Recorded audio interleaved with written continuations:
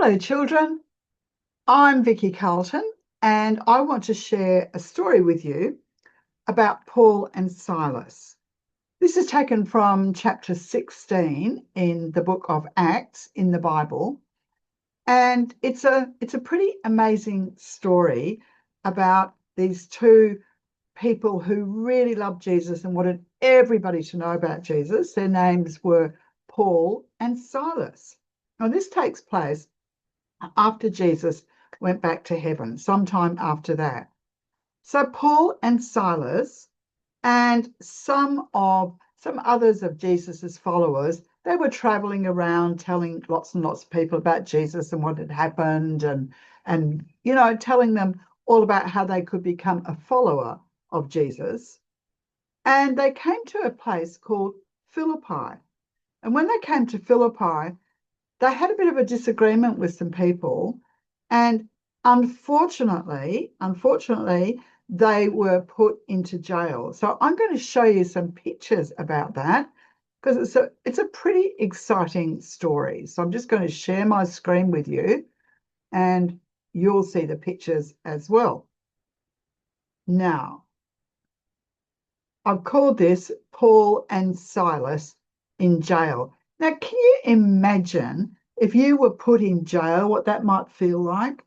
Imagine, you can't go anywhere. And in these days, they were actually chained up as well. All right. So pretty awful place to be. No TVs to watch, nothing nice to do. Pretty horrible. So this is what happened.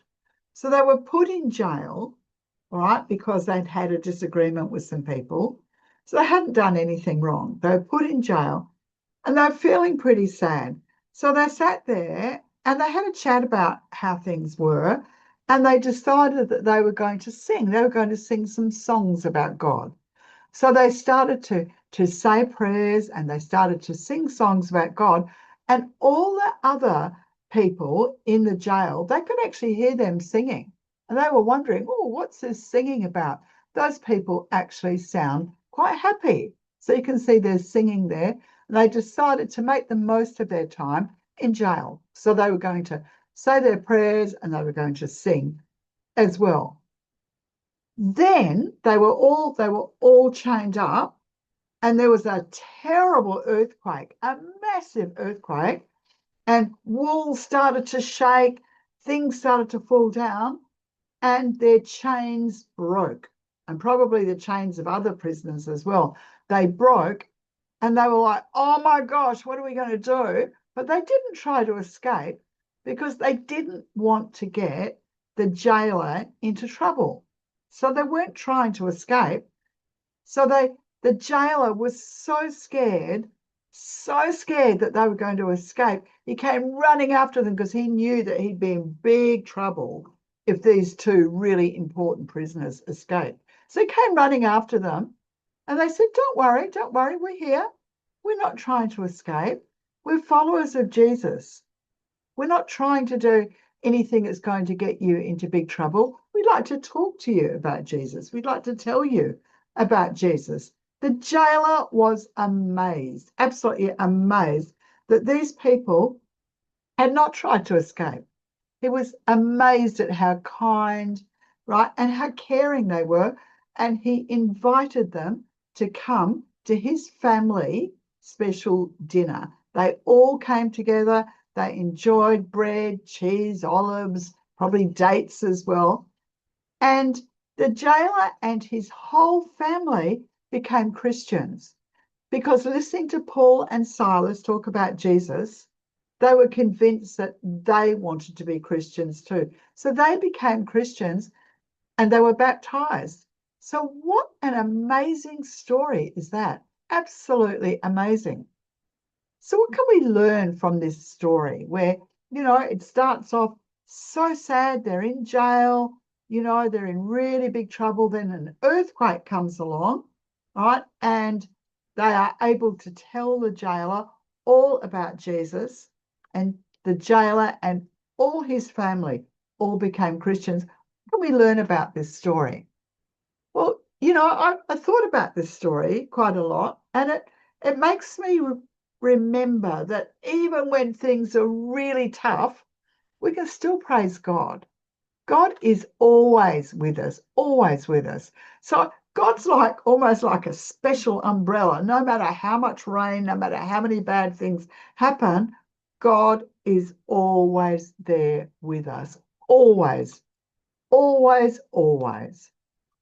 So that's something that we need to remember, even when things get really bad. So God helps us to break the chains. God helps us to escape from evil. And so something that you could do that's a little bit of fun, and you might like to ask your parents to get you some of these things, you could make some paper chains. You could get some coloured paper, or you might get some newspapers or magazines. You might even get some toilet paper rolls that can be cut up, or cardboard tubes, and you could make chains with them, and you could get some sticky tape and tape them all together. You can even make chains with foil, with alfoil. Pipe cleaners are fantastic for this as well.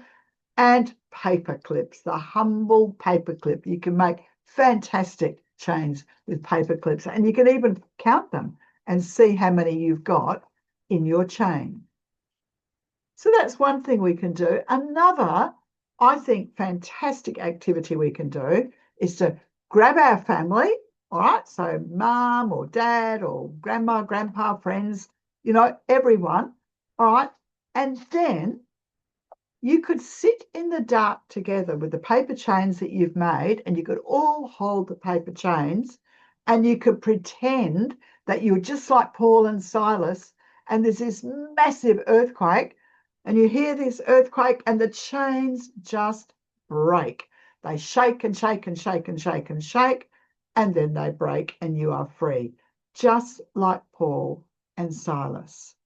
So there are things that we can do to remember the story. So thank you so much for listening to that story, and I look forward to seeing you again next time. Bye.